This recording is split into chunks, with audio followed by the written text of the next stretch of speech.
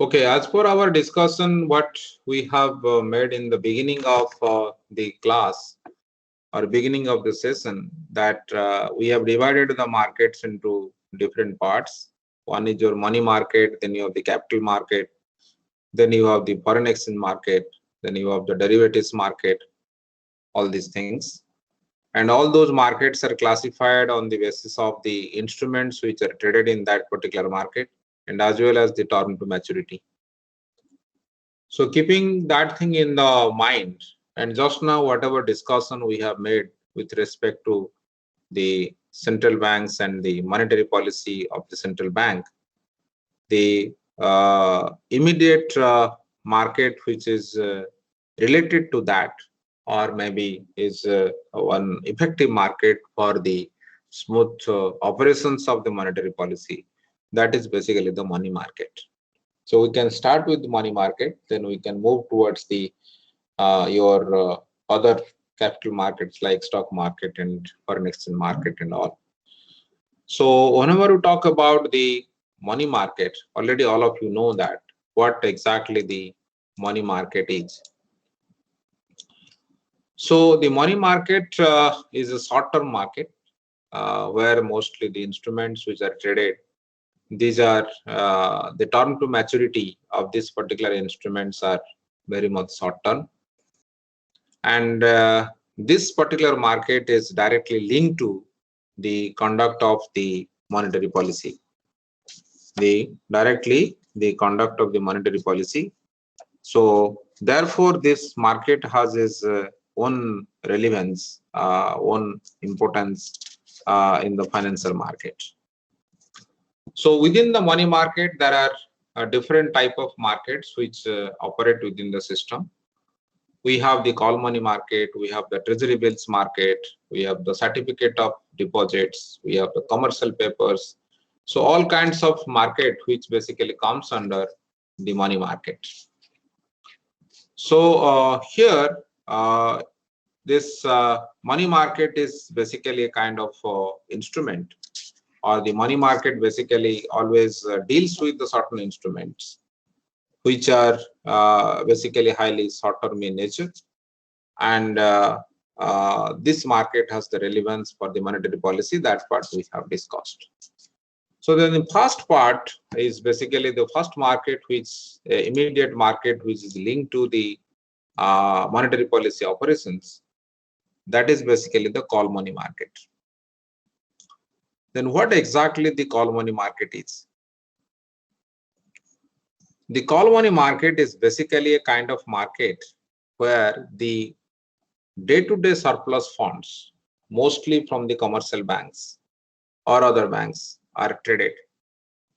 If one bank has some surplus money, other bank has some kind of deficit, or they need the money for certain reason, so they can borrow from one bank, can borrow from the another bank. So here, mostly the day-to-day surplus funds are traded within that particular system. And the call money market, the basic motive of the call money market is to borrow the money from the other bank without any collateral. You don't have to provide any collateral against that particular borrowing to maintain this cash reserve ratio with the RBI. The cash reserve ratio basically is already you know that it is a certain percentage of the total deposits has to be kept with Reserve Bank of India, and depending upon the deposit base, that thing will change. But if any particular bank has overutilized that particular resources, so for a certain reason they can borrow from another bank and deposit the money with RBI to fulfill their reserve requirements. Mostly the objective is this, but that is not the only objective. There are other objectives also to fulfill some short-term requirements. The one commercial bank or one particular bank can borrow the money from the other bank, and the loans which are basically made in this bank, that means the one bank gives the loan to other bank, these are very much short-term in nature, and mostly the maturity period basically varies between 1 day to 1 fortnight. maximum up to 15 days. But mostly this is a overnight market. The maximum transactions are basically carried out in this market for overnight basis, where the maturity will be over by 1 day. And the other features of the call money market is basically here that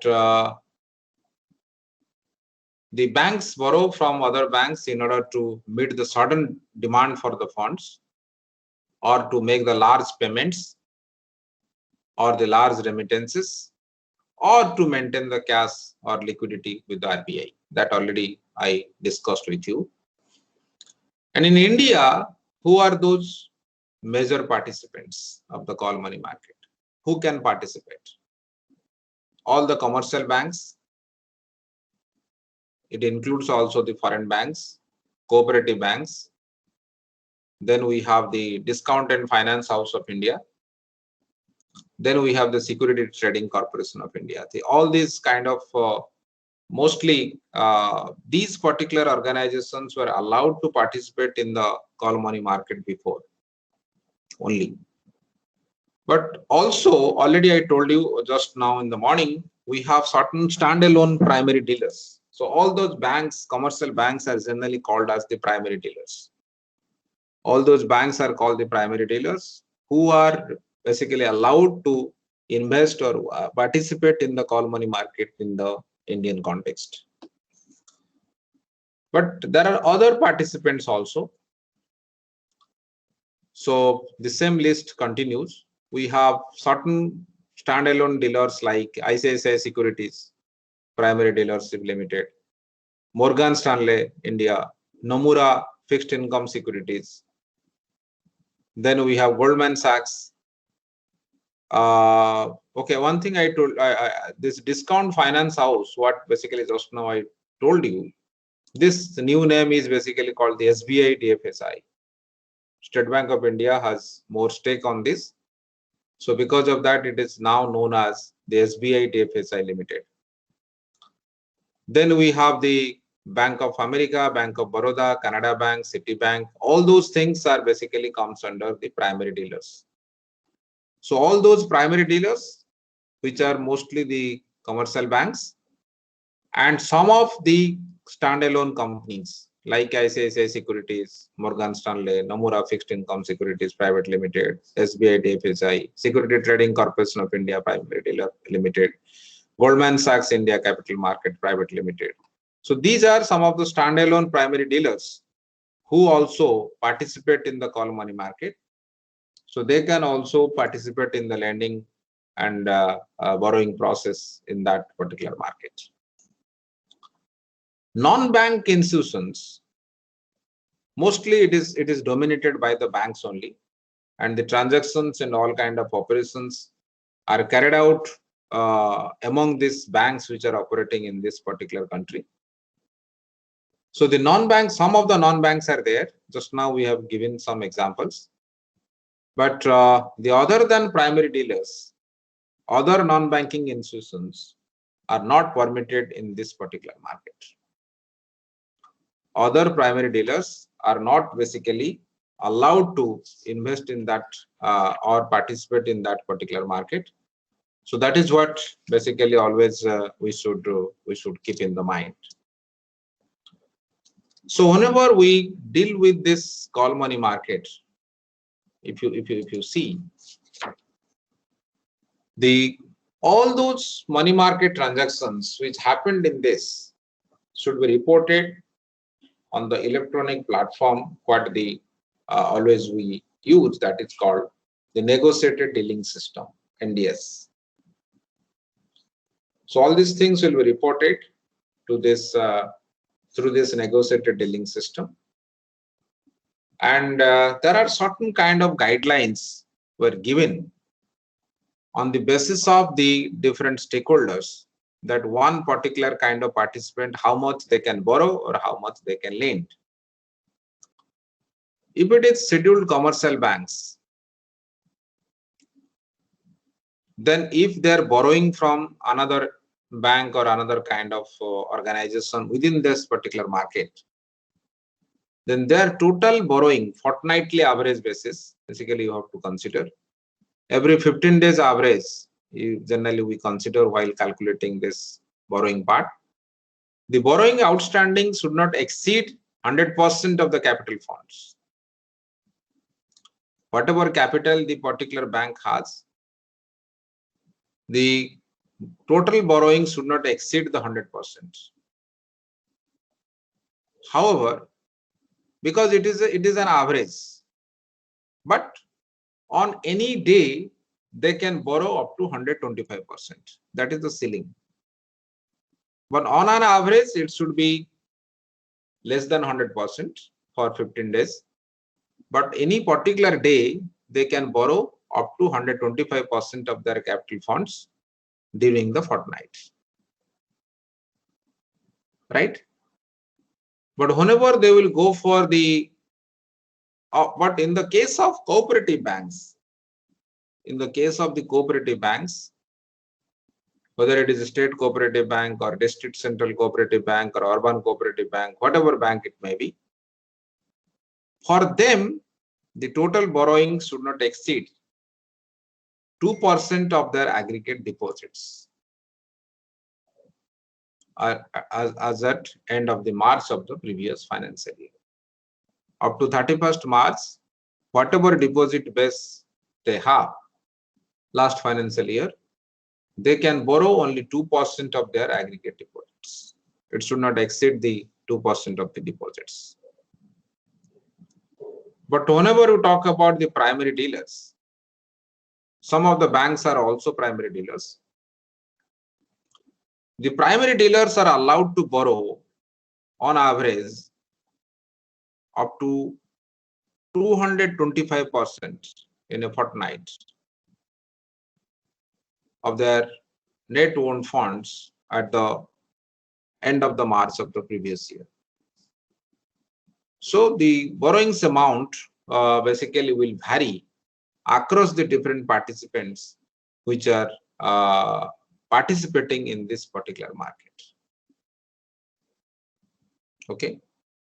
But whenever you come to the lending side, if you look at the lending side, for commercial banks, on a fortnightly average basis, the lending should not exceed 25% of their capital funds. But for a particular day, it can go up to 50%. But fortnightly, the average should be maintained at 25%. But for any particular day, this can go up to 50%.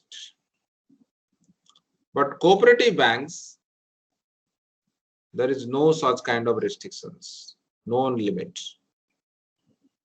They can lend whatever money basically they want to lend. Generally, the cooperative banks are not the lenders. Cooperative banks always need the money to fulfill their gaps. So don't have much surplus funds. So that's why the limit is given to them. Mostly the biggest lender is the State Bank of India in the call money market. So they generally lend to the other banks in that particular operations.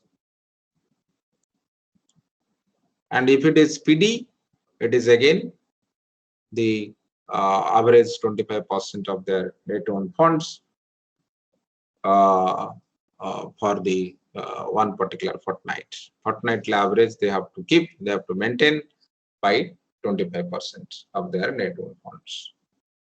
So these are some of the restrictions were given to the different stakeholders in terms of the borrowing and lending activities, what they want to carry out within this particular call money market. Then the call money market is also very much seasonal in nature, because the demand for loans and all these things are basically affected by these seasonal factors. There is a busy season, there is a slack season. It depends upon the harvesting, depends upon the monsoon. There are other many factors which basically affect the demand for loans and other activities of the commercial banks. Then accordingly, this money market also gets affected by that, or call money market gets affected by that. So if you observe, there is a decline in the money at call and short notice should be greater in the slack season than the busy season of a given year. Okay. Demand for this particular money in the call money market will be less in a slack season because nobody needs the money in that particular season, or there is a demand for that particular requirement will be relatively less. But that particular thing increases in a busy season. Generally, this need for call money borrowings is the highest around March every year,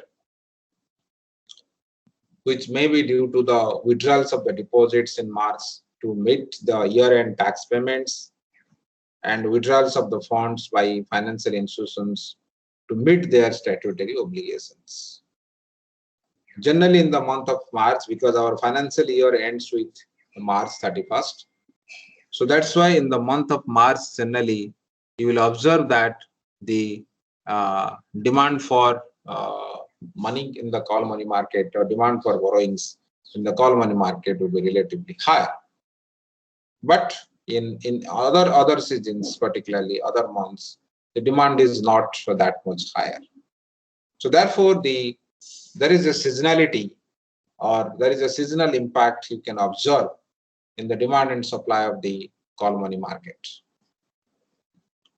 So that is basically another thing we have to keep in the mind. So which are those factors which affect the demand and supply of the call loans? Obviously, the supply is coming from the deposits only. Whatever money we are depositing, that particular money is the source of the supply of the call loans from a particular bank. The bank only can supply the money from the deposit base. So that's why deposit is the major factor which is affecting the supply of the call loans. But whenever we talk about the demand for call loans, there are many factors. The demand, already I told you that there is a seasonal demand. Okay. RBI policy measure means if the CRR will change, then accordingly the demand for call loans also will change. Because all of a sudden, if RBI will change the repo rate or change the cash reserve ratio, then accordingly the availability of the money with the commercial bank will be affected. Then ultimately that will lead to some of the lending and borrowing activities in the money market. We have the another factors also, because all the markets are integrated. For example, we were talking about the buoyancy of the stock market. The stock market has grown. Stock market has basically there is a boom which is going on. So in that case, the demand for call loans also increases because everybody is interested to invest in the market. So they may not have the enough money, or the financial institutions may not have enough money to participate in that particular market. In that particular point of time, the demand for call loans may increase. And if there is an increase in the demand for industrial and commercial loans, then also the demand for call loans will increase. And liquidation of the government securities. Liquidation of the government securities means whatever securities you are holding, if this particular securities you are able to liquidate and raise the money from the market, then there is no need for the call loans. But whether really government securities are now immediately those are eligible for the liquidation or not, and as well as we have to understand that what is the maturity period of this particular government securities, that will decide that whether the bank should liquidate those assets and get the money which can be utilized, or they have to rely upon the borrowings from other banks from the call money market. So these are the different type of factors which are affecting the supply and demand for the call loans. And these fluctuations of the supply and demand for call loans and the interaction of the supply factors and the interaction of the demand factors will decide this call money rate, which is the intermediary target rate for the monetary policy. So whenever we are telling that we are changing certain policy rate, the policy rate will have the impact on the call money rate. If the call money rate gets affected, then the loan rate and other things of the commercial banks gets affected. Then if the loan rate and other things get affected, then automatically it will have the impact on the total bank credit, and the bank credit gets affected. Then the total money supply gets affected. Then finally it will affect the investment and as well as the output or the GDP of this particular economy. So that logic already we know. So the interaction of the demand and supply functions, whatever we derive from this call money market, that will basically decide that how much interest rate will be prevalent in the market in that particular point of time. So that's why the call money rate is a market determined rate. So this is not a rate which is determined by any particular entity or particular kind of regulator. This is basically always determined by the market forces. So in this case, if you see that is basically we call it the call rate or call money rate. The rate of interest which is paid against these call loans, that is called the call rate, and it is highly volatile also. Depending upon the demand and supply positions within that particular market, the call rate will vary. And previously, before 1989, it was administered by the Reserve Bank of India. But since 1989, it is freely determined. It is a market determined variable or market determined interest rate, which is a target rate or intermediary target rate for the monetary policy.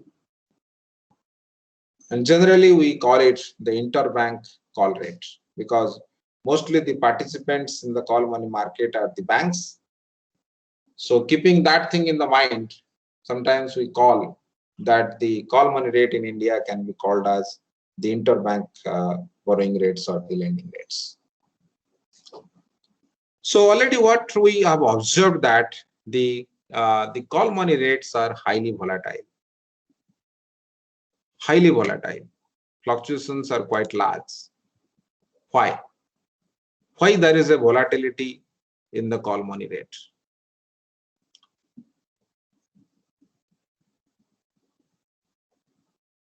What is the reason?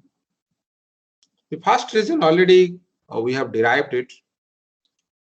If there is a requirement of CRR, so any bank who has to maintain the CRR with RBI, for some reason the CRR gets changed, or the bank is not able to fulfill that CRR because they have overutilized that particular resources, whatever they have, then they have to rely upon the other bank to get the money to fulfill that particular requirement. So the requirement of CRR needs create excess demand for the liquidity in the call money market.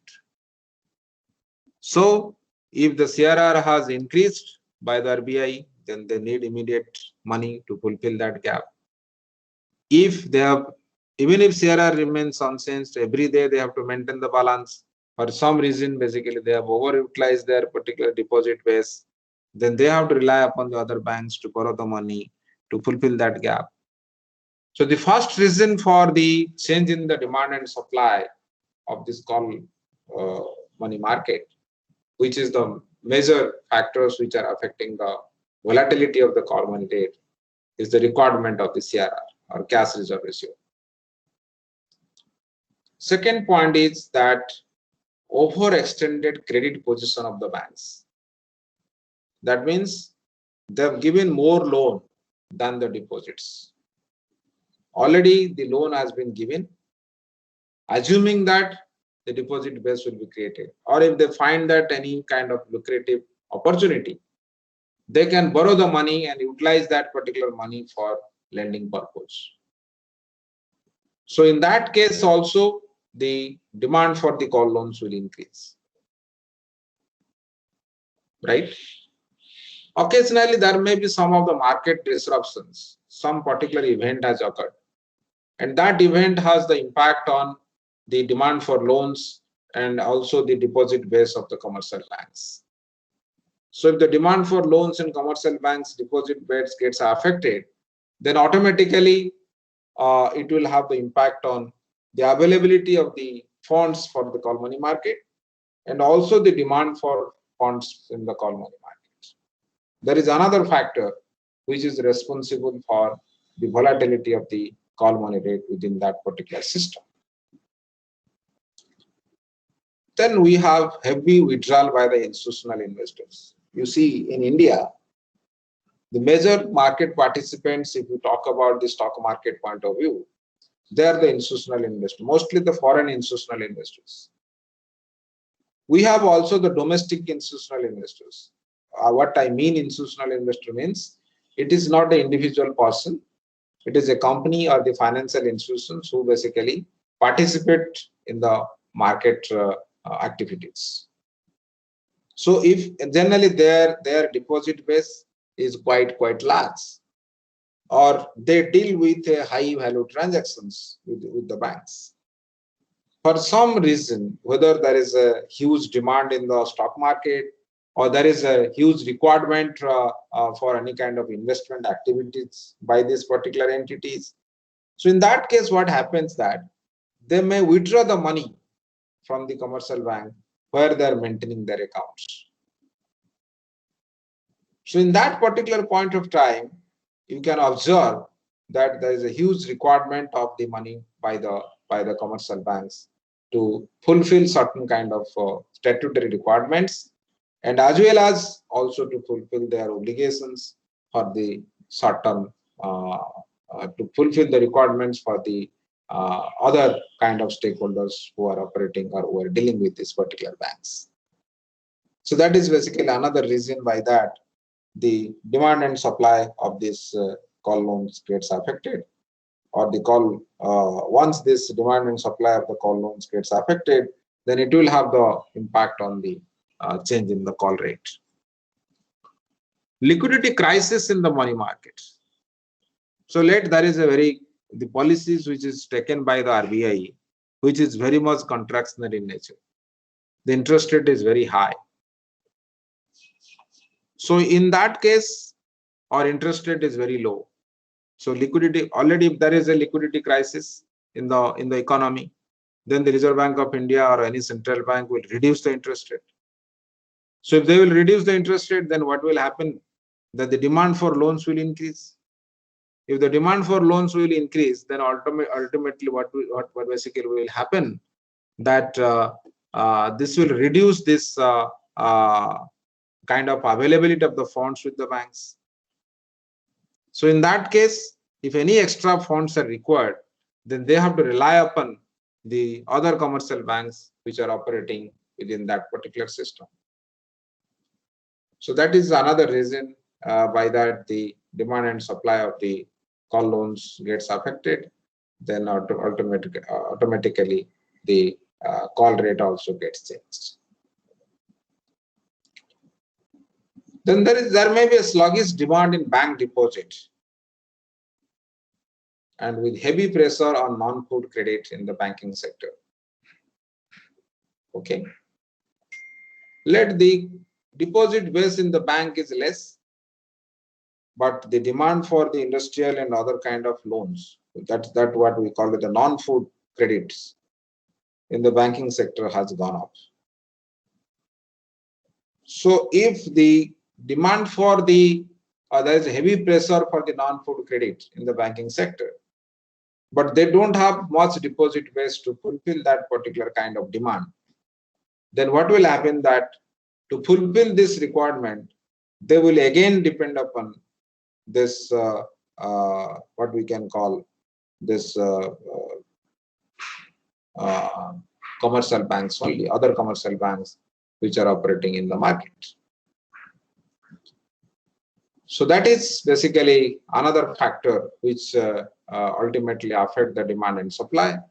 Then finally, the call rates get changed because the rate of interest in that particular market only will be determined by the demand and supply forces.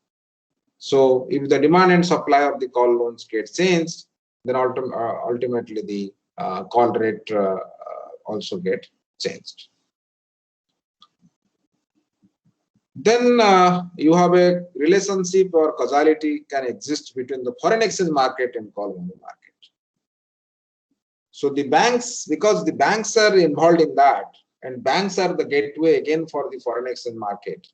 So any kind of requirement or any kind of changes, if it is occurred in the foreign exchange market, that will also have the impact on the availability of the funds with the commercial bank. So if the availability of the funds with the commercial banks gets changed, then ultimately the availability of the funds in the call money market also gets changed. So in that case, also the call rate will be varying and call rates will be changed. And if there are some structural deficiencies in the banking sector for some specific reason, it may be external to the system, or it may be prevailed in a particular bank for some particular reason. So in that case also, you will find that the demand and supply of the call loans gets affected. Then ultimately the call rate is also changed. So these are some of the reasons which have the responsible, which are considered as the responsible factors for the volatility of the call money rate. Then we have certain kind of rates which are popularly used in India, what we call it the interbank lending rate. It is called the Mumbai Interbank Bid Rate and Mumbai Interbank Offer Rate. And why generally we consider these rates as important rates for the call money market? Because the maximum transactions in the call money market takes place in Mumbai, because the maximum banks head offices are there in Mumbai. So therefore it is easier for them to transact with each other whenever there is a requirement. So that's why we call it these are the important rates. One is your MIBOR, another one is as MIBID, the Mumbai Interbank Bid Rate and Mumbai Interbank Offer Rate. So this is the rate at which the banks can borrow funds in marketable size from the other banks in the Indian interbank market. And these rates are calculated by National Stock Exchange every day, daily basis. You can find what is the MIBOR rate prevailed in that particular market. Generally, how it is calculated? It is calculated on the basis of data collected from the 30 banks and the primary dealers. And this panel has a mix of both public sector banks, including SBI, Central Bank of NCBI and all, and private sector banks like Axis Bank, SDFC Bank, etc. And the foreign banks like Citibank, West Bank, and the primary dealers basically including ICICI Securities, PNB Guilds and all. So they take the data from the different banks and accordingly provide the weight, and the final weighted average of that particular rate will be published by them. So this is basically called the what we can say the Mumbai interbank rates, and this is the major rate which is prevailed or which is used in the market whenever we discuss about the call money rate within the system. Then RBI also published the call money rate, the weighted average of the call money rate in the regular basis. And whenever we deal with any work with respect to the call money market, or we want to know that how the call money market is linked with other markets, or what are those ways the demand and supply of the call loans gets changed, and whether there is a relationship exists between the call money market with other markets, and if there is a relationship, then how that relationship exists, what is the relation, whether it is positive or negative, or we can say that the financial market integration is happening between the different markets or not. So whenever we discuss about this, many times we use this particular rate. Either we can use MIBOR rates to understand this particular kind of issues within this financial system. So that is basically, we call it the Mumbai Interbank Lending Rate or Mumbai Interbank Offer Rate, popularly known. It is known as a kind of popular rate which is prevailed in the call money market in India. Synonymous to this, you might have known or heard about a rate called the LIBOR. You have heard about LIBOR or not before? Yes? All of you are there? Yes. What is LIBOR? Where you have heard it?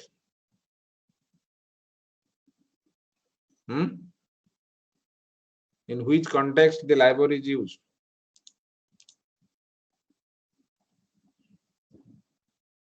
The London Bank. Sir, swaps. Swaps. Okay. What else?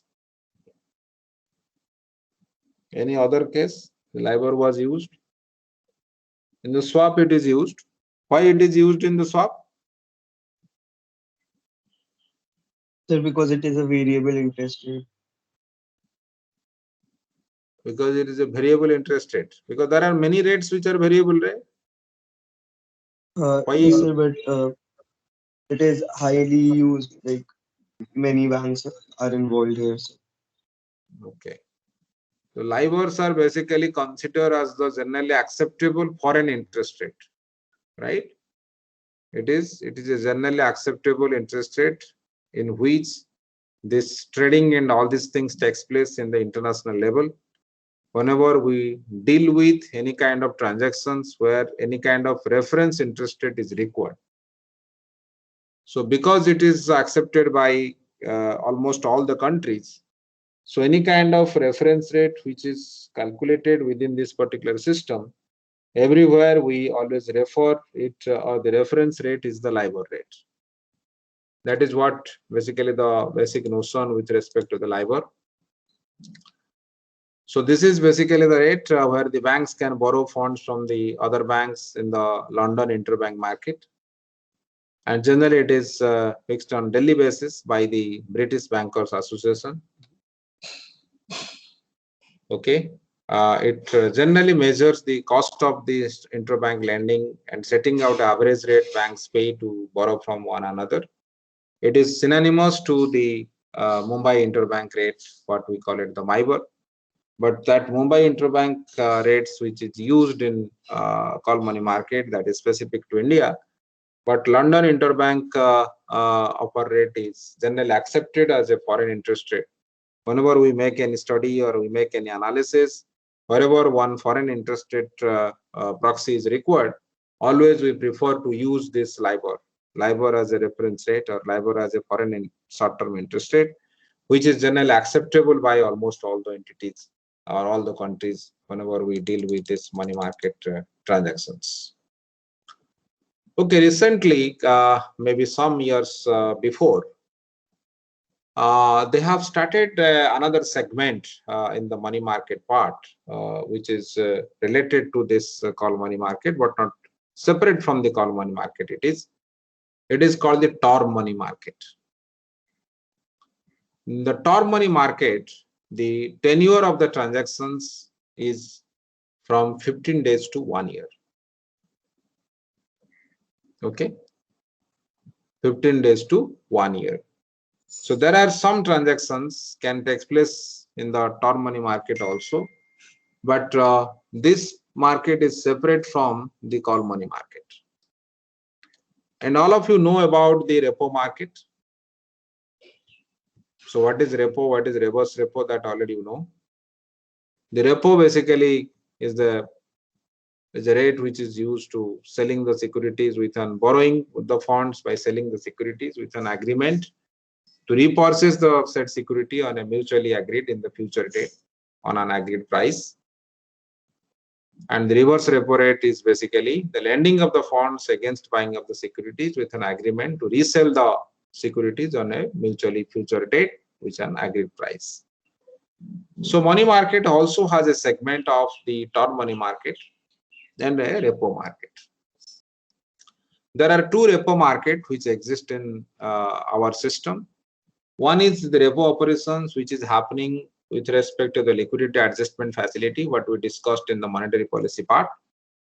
Then another repo market, which is basically always we say that this is exist outside this LF. So there that is nothing related to this corridor. These repo rates are used for other purposes.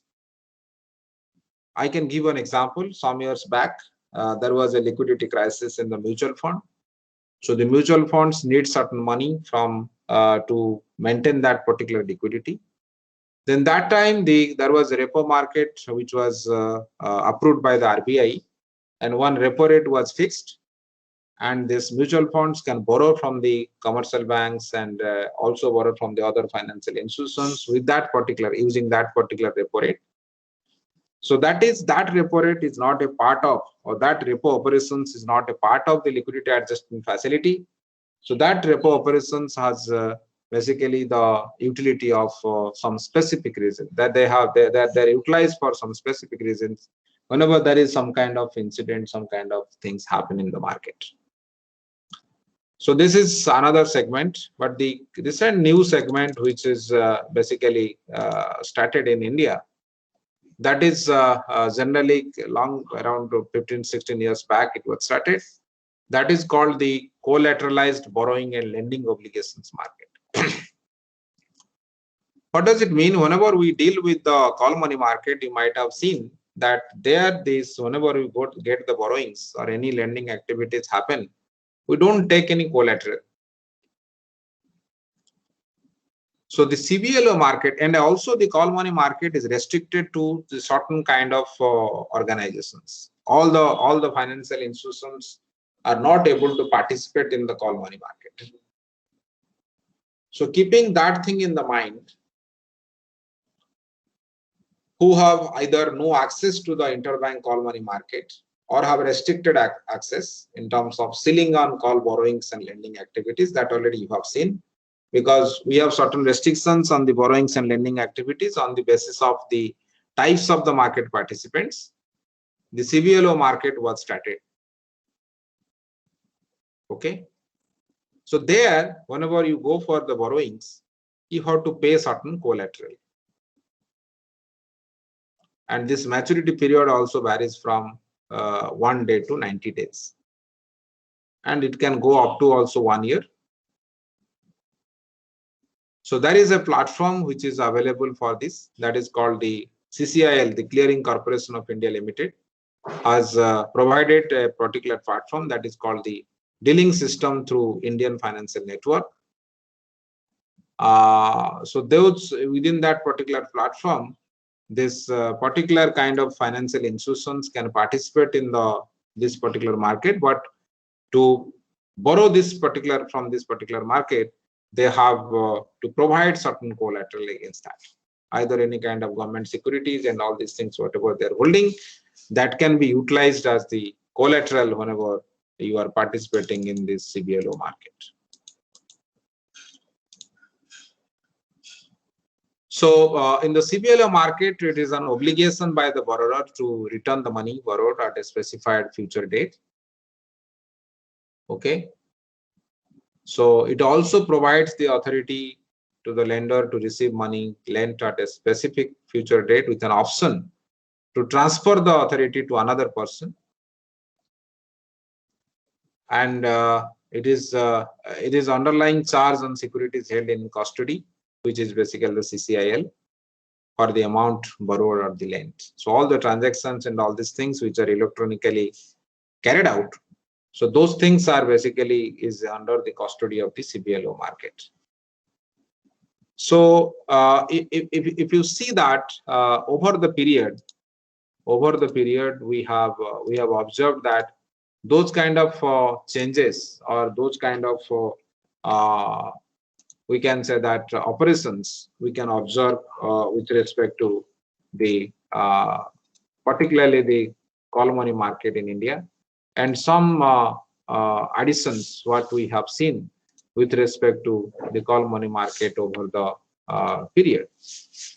So in this case, basically this whenever we talk about this financial market development, and in particular with respect to the call money market, there are many changes over the time which have occurred. Introduction of the term money market, introduction of the CBLO market, then all kinds of things we have observed with respect to that. Then recently there are some initiatives which are taken by RBI. What is the initiation? That regional rural banks also are allowed to participate in the call money market. The regional rural banks are allowed to call money market, and also we can see that they have developed a kind of different kind of infrastructure, like to increase the operational efficiency within that particular market. So by that the transactions and all kinds of things will be improved in that particular process. So if you look at the call money market in particular, in the call money market in particular, then they have contributed a lot in terms of the liquidity management of the Reserve Bank of India. The liquidity management of the Reserve Bank of India, that basically we have observed in that particular case.